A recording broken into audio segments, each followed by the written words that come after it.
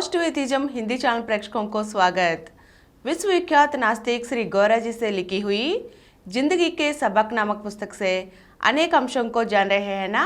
आज के अंक में छुआछूत के बारे में जानेंगे। छुआछूत कैसे आया है, यह इतिहास और अटकलों का विषय है। जिस तरह से छुआछूत की प्रथा अस्तित्व में आई है उसे अलग अलग तरीकों में समझाया गया है।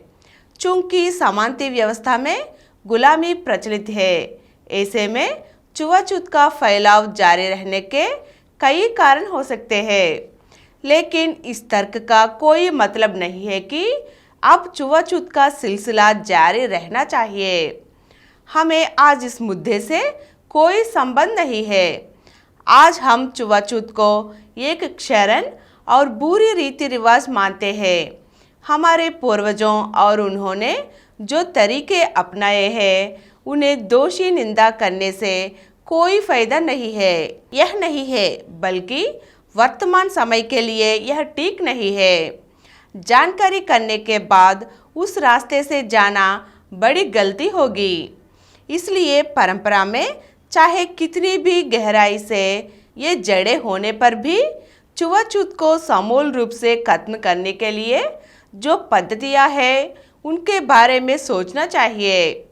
छुआछूत के उन्मूलन के लिए किए जाने वाली कोशिश में छुआछूत कैसे अस्तित्व में आई यह जानना संयोग होगा, लेकिन यह महत्वपूर्ण नहीं है।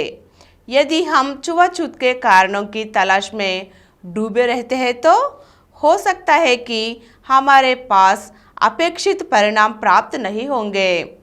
आज के परिवर्तित परिस्थितियों में छुआछूत पैदा होने और विकसित होने के कारण को आज प्राथमिकता नहीं हो सकती है। अगर हम इतिहास में ज़्यादा घुस जाते हैं तो ऐसा होता है कि दादा लोगों के कब्रों को खोदने जैसा होगा।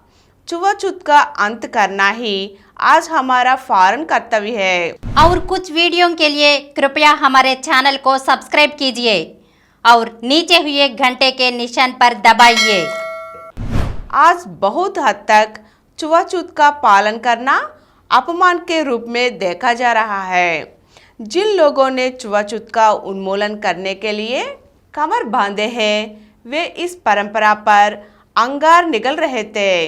यदि प्राचीन शास्त्र इन रीति रिवाजों का समर्थन करते हैं तो उन शास्त्रों को सार्वजनिक रूप से जलाने के लिए ये लोग जा रहे हैं।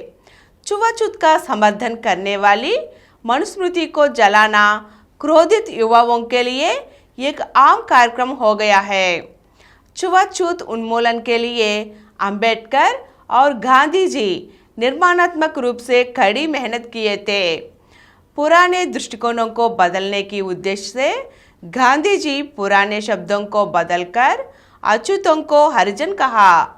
वे अपनी धार्मिक दृष्टिकोण से सोचकर बोले कि सभी मनुष्य समान रूप से जन्म लेने पर कुछ लोगों को अछूतों के रूप में देखना गलत है। गांधी जी हरिजन शब्द का प्रयोग इस बात को साबित करने के लिए किए थे कि सब भगवान के बच्चे हैं। हरिजन सेवक संघ की स्थापना गांधी जी ने किए थे। इन कार्यक्रमों को चलाने की जिम्मेदारी उन लोगों को सौंपी जो अछूत नहीं थे।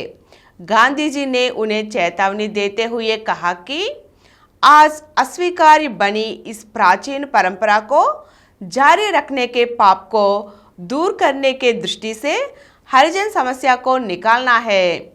हरिजन सेवक संघ ने अछूतों की स्थिति को सुधारने के लिए कई विकासात्मक कार्यक्रमों को अपनाया। मंदिर प्रवेश से शुरुआत करके शिक्षा के अवसर, खुले आम प्रदेश, कुएं, सड़क आदि को स्वतंत्रता से प्रयोग करना तथा स्वच्छता के कार्यक्रमों को शुरू करके विभिन्न दशाओं में उनको चालू किए हैं। गांधी जी की हत्या होने के 2 साल पहले उन्होंने घोषणा किए कि दुल्हा और दुल्हन दोनों में से एक हरिजन होकर वर्णांतर विवाह होने पर ही अपनी ओर से शुभकामनाएं दे पाएंगे।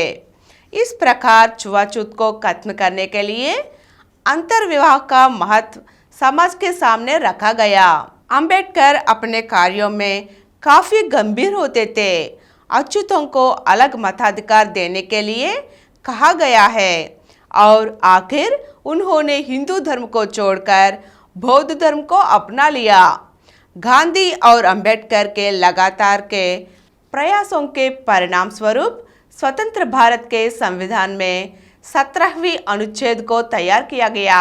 अनुच्छेद 17 से पता चलता है कि अछूत को पूर्ण रूप से प्रतिबंधित करके अगर कोई अछूतता के नाम पर कोई अंतर दिखाएंगे तो माना जाता है कि व्यक्ति के मौलिक अधिकार का हनन किया है। आज के अंक में छुआछूत के बारे में कुछ अंशों को जान चुके हैं ना। अगले अंक में फिर मिलेंगे। धन्यवाद।